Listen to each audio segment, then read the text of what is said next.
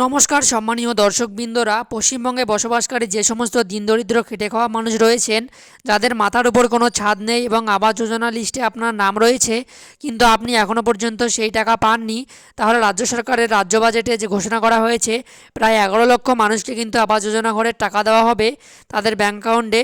তো এই নিয়ে মুখ্যমন্ত্রী মমতা বন্দ্যোপাধ্যায় কী ঘোষণা করলেন তা বিস্তারিত দেখিয়ে দেবো আজকের ভিডিওর মাধ্যমে, তাই ভিডিওটি শেষ পর্যন্ত অবশ্যই দেখবেন। তো চলুন বন্ধুরা, ভিডিওটি শুরু করা যাক। বাংলার আবাস যোজনা ঘর তৈরি করা সেটাও বন্ধ করে দেওয়া হয়েছে। তা সত্ত্বেও আমরা রাজ্য সরকারের বাজেট থেকে আমরা পথশ্রী 1, পথশ্রী 2, পথশ্রী 3 কয়েক হাজার মাইল রাস্তা নতুন করে আমরা তৈরি করছি। এছাড়াও এটা মনে রাখবেন, 11 লক্ষ বাড়ি যারা খুব জেনুইন সত্যি গরিব, অনেক রিভিউ করে 157টা টিম পাঠিয়ে কেন্দ্রীয় সরকার এটাকে ক্লিয়ার করেছিল জেনুইন কেস বলে।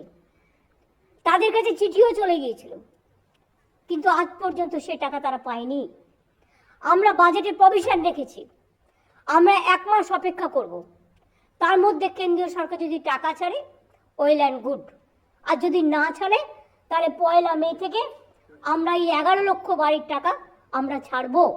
তাছাড়াও দুয়ারে সরকার এবং সরাসরি মুখ্যমন্ত্রীতেও কয়েক লক্ষ 3-4 লক্ষের মতো অ্যাপ্লিকেশন আমাদের কাছে এসছে, আবেদন, তাদেরটাও আমরা বিবেচনা করে দেখব এবং বাদবাকি যেগুলো পড়ে থাকবে আমরা ফেজ বাই ফেজ করে দেব, মানুষকে আমরা বঞ্চনা করতে দেব না। তো বন্ধুরা, আপনারা শুনতেই পেলেন, মুখ্যমন্ত্রী মমতা বন্দ্যোপাধ্যায় কিন্তু ঘোষণা করলেন যে 11 লক্ষ পরিবার যাদের আবাস যোজনা লিস্টে নাম রয়েছে তাদেরকে 1 মাসের মধ্যে যদি প্রধানমন্ত্রী আবাস যোজনার টাকা কেন্দ্রীয় সরকারের তরফ থেকে না দেয়, সেক্ষেত্রে রাজ্য সরকার রাজ্যের নিজস্ব তহবিল থেকে এই সমস্ত 11 লক্ষ পরিবারকে আবাস যোজনা ঘরে টাকা দেবে। তো বন্ধুরা, সম্ভবত মে মাসের 1 তারিখ থেকে কিন্তু আবাস যোজনার টাকা দেওয়া শুরু হবে, এমনটাই কিন্তু ঘোষণা করলেন মুখ্যমন্ত্রী মমতা বন্দ্যোপাধ্যায়।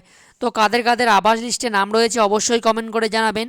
তো বন্ধুরা, আশা করি ভিডিওটি বুঝতে পেরেছেন। যদি ভিডিও ভালো লাগে থাকে ভিডিওতে অবশ্যই একটি লাইক দেওয়ার পাশাপাশি চ্যানেলটি সাবস্ক্রাইব করে রাখবেন এবং আপনার বন্ধুদের মাঝেও ভিডিওটি শেয়ার করে দেবেন, তাদেরকেও জানার সুবিধা করে দেবেন। ধন্যবাদ।